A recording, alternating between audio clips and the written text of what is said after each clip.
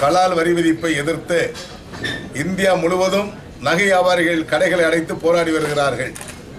மத்திய அரசும் மத்திய நிதியமைச்சர் அவர்களும் சரியான எடுக்கப்படாத பட்சத்தில் நகை வியாபாரிகளுக்கு இந்த போராட்டத்தில் தமிழ்நாடு வணிக சமூக பேரமைப்பு கடுமையாக கால் பதித்து போராட்டத்தை வலிமை பெற்று இந்த கலால் வரி விதிப்பை நீக்குவதற்கு கடும் நடவடிக்கை எடுப்போம் என்பதை தமிழ்நாடு வணிக சமூக பேரமைப்பு மத்திய அரசுக்கு எச்சரிக்கையோடு தெரிவித்துக் கொள்கிறோம்.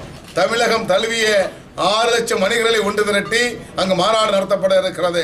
இந்த மாநாட்டிலே பல்வேறு தீர்மானங்கள் நிறைவேற்ற இருக்கிறோம். குறிப்பாக ஜிஎஸ்டி சட்டம், சரக்கு மற்றும் சேவை வரி சட்டம், பல்வேறு பொருட்களுக்கு அரிசி உள்ளிட்ட பல்வேறு உணவுப் பொருட்களுக்கு கூட வரி விதிப்பை ஏற்படுத்த இருக்கிறது.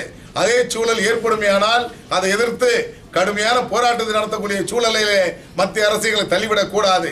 ஆகவே உணவு பாதுகாப்பு மற்றும் தரநிலை சட்டம், ஜிஎஸ்டி சட்டங்கள் அமல்படுத்துவதற்கு துடித்துக் கொண்டிருக்கிற மத்திய அரசு அதனுடைய இடர்பாடுகளை அகற்ற வேண்டும் என்பதை நாங்கள் தெளிவாக கேட்டுக்கொள்கிறோம். அதே போன்று தேர்தல் ஆணையம் வட மாநிலங்களிலே 30 நாட்கள் தேர்தல் என்று சொன்னால் தென் மாநிலத்திலே 75 நாட்களுக்கு முன்பே தேர்தல் அறிவிக்கப்பட்டது.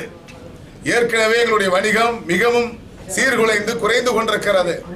வணிகத்தை சிறப்பாக செயல்படுத்த வேண்டும் என்ற அரசு இந்த அரசு துறை அதிகாரிகள் கூட நினைப்பதில்லை. எந்த ஆணையம், தேர்தல் ஆணையம் எந்த அடையாளம் வேண்டும்? வியாபாரிகளுக்கு என்று சொன்னால் என்ன அடையாளம், விவசாயிகளுக்கு என்று சொன்னால் என்ன அடையாளம்? மக்கள், சாமானிய மக்கள் தான் பணத்தை எடுத்து செல்கின்ற பொழுது பிடிபட்டு கொண்டிருக்கிறதே தவிர அரசியல்வாதிகள் பணம் இதுவரை பிடிப்பட்டதா என்று கேள்விக்குறியாக இருக்கிறது. ஆகவே இந்த பணம் பிடிபடுவது என்று சொன்னால் முறையாக 95 விழுக்காடு வியாபாரிகளுடைய பணம், பொதுமக்கள் பணம், விவசாயிகள் பணம் பிடிபடுகிறதே தவிர ஆனால் அரசியல் கட்சியுடைய பணம் எங்கேயாவது பிடிபட்டிருக்கா, எங்கேயாவது செய்தி வந்திருக்கான்னு பார்த்தா இல்லவே இல்லை. ஆனால் பணம் கொடுக்காமல் தடை செய்யப்பட்டிருக்கிறா என்று சொன்னால் அதுலயும் பின்வாங்கிடுறாங்க. கடைசி நேரத்தில் ஏதோ ஒரு சட்டத்தை போட்டு தடை உத்தரவு போட்டு கூட பணம் கொடுப்பதற்கு ஏதுவாக அமைந்து விடுகிறது. ஆகவே பாதிக்கப்படுவது வணிகர்களும் பொதுமக்கள், விவசாயிகள் தான். இதிலிருந்து தேர்தல் ஆணையம் எங்களை விடுவிக்க வேண்டும் என்று கேட்டுக்கொள்கிறோம்.